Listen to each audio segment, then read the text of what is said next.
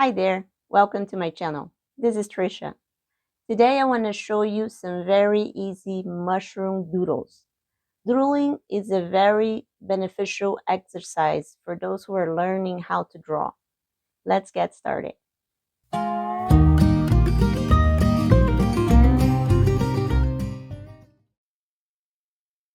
So let's jump right in. This first mushroom, basically you just need an oval shape and then a line in the middle and then the stems. And the rest of it is just shading and details. So there you go. An oval shape, a line in the middle, the stems, and then you can start shading. This picture I'm using is from Pixabay. Pixabay is a website or app where you can use photos for references for your art.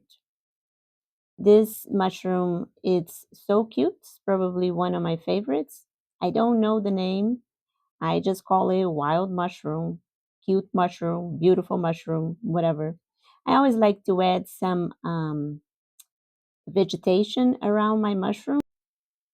And now we go ahead and start the next mushroom. This one is also so cute. It kind of reminds me of an umbrella. And this is probably also one of my favorite mushrooms. Unfortunately, I don't know the name of these mushrooms and I don't want to give you the wrong names.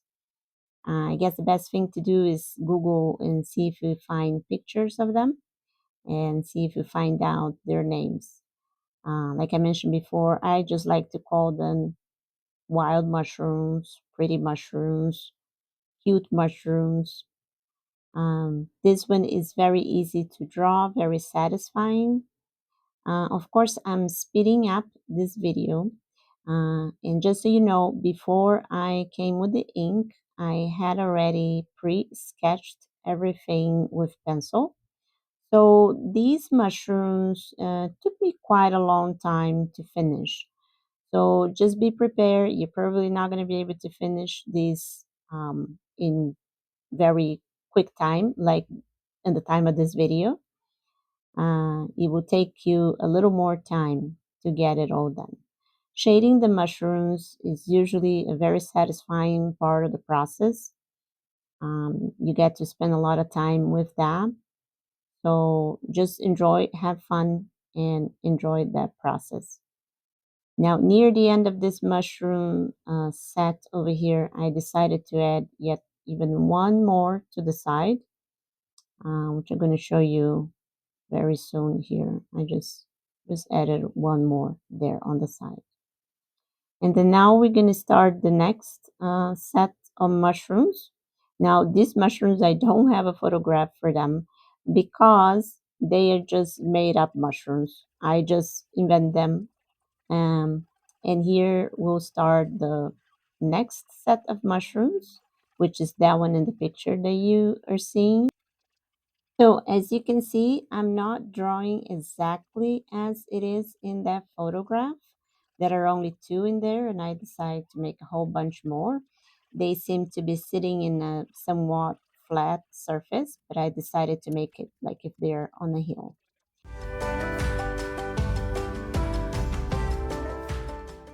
Now, this is another set of mushrooms. These are probably one of my favorite ones. I do them all the time. I never like to do them exactly as they are in the photograph. I always change a few things here and there, but it is the same mushroom. This one here, I decided to add some different types of vegetation around. Those It's just a made up vegetation. It's not a real plant or anything. It's just good to have some grass around them. Now, this one over here, it's a very beautiful mushroom. I imagine that they are very tiny just because that's how they look there in the photograph, but I'm not sure. So these over here also, you can do a lot of shading and play a lot with them. And if you decide later on to color these mushrooms, you can see in the photograph their colors. This one over here is a nice tone of, I don't know, lavender, maybe, lilac, maybe a bluish purple or something like that. I don't know, but it's just absolutely beautiful type of mushroom. All right, so we'll get started on the next one. This one here, I think, is also very, very tiny. That's what I it seems to be from that photograph. So I decide to make them like if they're in the trunk of a tree and like just sticking to the side like that in the drawing. So like I said, I usually on my drawings I use a photograph for reference, but I usually end up making my own interpretation of that image. And now another set of mushrooms that are sitting on the trunk of a tree. So I believe this tree is like on the ground or something. And there are the mushrooms. These two are very, very beautiful. I don't know if maybe they're the same as the other one, but bigger. Not sure.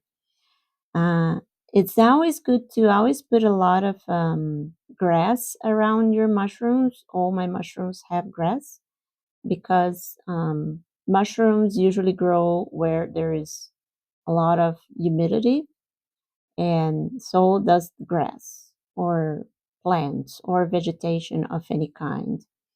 So I always add some grass around my mushrooms. And this one over here, although they're growing on the side of a tree, they are going to have some vegetations in the bottom. Uh, the tree is very fun to do too. Maybe one of these days I'll do a video for you just about wood and trees and trunks and things of that nature. And here we go with our last little mushroom. It is actually the same one that we just did before, but is in another format, and it is by himself. So I made a mistake there, so I was trying to correct. So that's the beauty of ink. You can always correct with shading if you make a mistake or anything like that. Well, we're almost at the end of this demonstration of these doodles. Try to do them. You are going to have fun. Um, Probably there are about 12 in here, I think. So you might want to do maybe a little less than that if you think that that is too much. Pick two or three.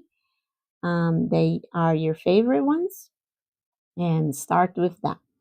Each day or each time you sit down to draw, just do maybe two or three so it's not so overwhelming. And that's it for our mushrooms. I hope you enjoy this. I know I had fun. Okay, all done. We finished 12 different mushroom doodles, different sizes, different kinds, different species. I hope you get to try this, and I hope you have a lot of fun. See you next time. Bye bye.